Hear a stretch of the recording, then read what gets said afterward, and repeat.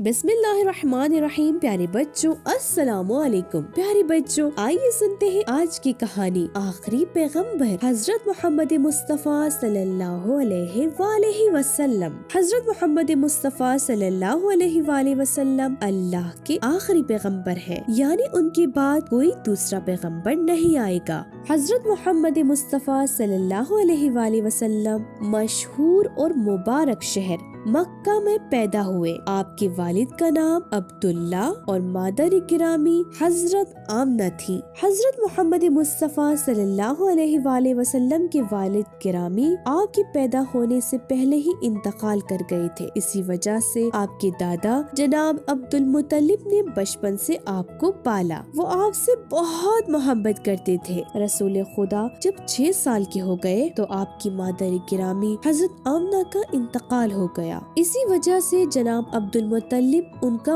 بڑا خیال رکھتے تھے اور اب وہ حضرت محمد مصطفیٰ صلی اللہ علیہ وآلہ وسلم کی دیکھ بھال بھی کیا کرتے تھے۔ 2 سال کے بعد جناب عبد المطلب بھی دنیا سے چلے گئے اور اب آپ کی دیکھ بھال کی ذمہ داری آپ کے چاچا حضرت ابو طالب نے سنبھال لی۔ حضرت امام علی علیہ السلام کے والد حضرت ابو طالب اور ان کی والدہ حضرت فاطمہ بنت اسد تھی، جنہوں نے پیغمبر اکرم صلی اللہ علیہ وآلہ وسلم کی پرورش کی اور وہ پیغمبر خدا صلی اللہ علیہ وآلہ وسلم کو بہت چاہتے تھے۔ رسول خدا کئی سال ان کے پاس رہے اور بڑے ہوئے۔ اسلام سے پہلے مکہ کے لوگ اللہ کی عبادت کرنے کی بجائے لکڑی اور پتھر سے بنے بتوں کی پوجا کرتے تھے۔ وہ نہیں چاہتے تھے کہ ان کے ہاں لڑکیاں پیدا ہوں، اسی وجہ سے اگر ان کے ہاں بیٹی پیدا ہوتی تو اس کو زندہ دفنا دیا کرتے تھے۔ مکہ والے ہمیشہ ایک دوسرے سے لڑائی جھگڑا کیا کرتے تھے اور بہت کم لوگ پڑھے لکھے تھے۔ قریش جیسے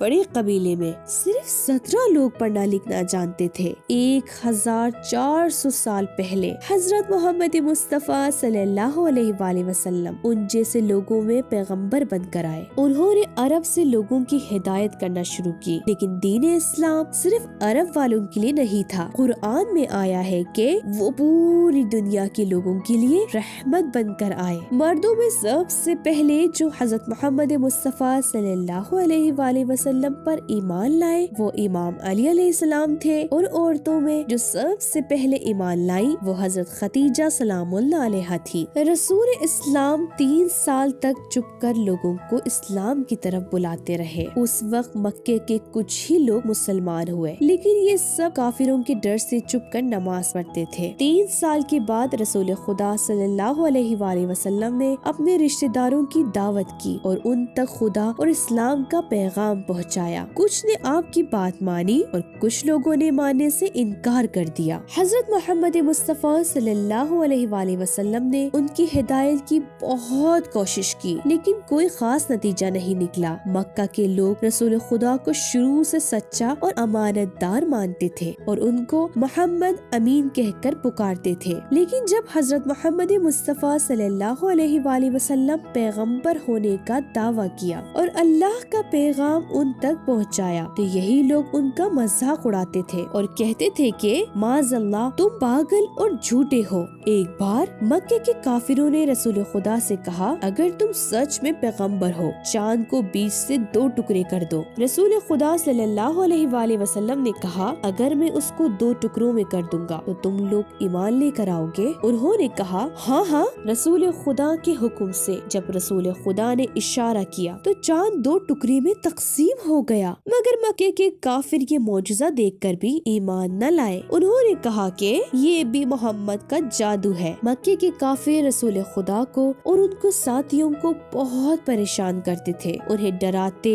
دھمکاتے تھے اور وہ لوگ کبھی کبھی رسول خدا کے اوپر کوڑا بھی پھینکتے تھے، کبھی پتھروں سے مارتے تھے اور کبھی برا بلا کہتے تھے۔ وہ رسول خدا صلی اللہ علیہ وآلہ وسلم کے ساتھیوں کو بھی مارتے اور ٹارچر کیا کرتے تھے، یہاں تک کہ آخر میں رسول خدا اور ان کے ساتھی مکے والوں کے ظلم سے تنگ آ کر مکہ چھوڑ کر مدینے چلے گئے۔ مدینے کے لوگ رسول خدا اور ان کے ساتھیوں کے آنے پر بہت خوش ہوئے اور ان کو اپنے گھر لے کر گئے۔ رسول خدا صلی اللہ علیہ وآلہ وسلم نے مدینے کے لوگوں کی مدد سے اسلامی حکومت بنائی۔ رسول خدا کا مدینے کا یہ سفر ہجرت کہلاتا ہے۔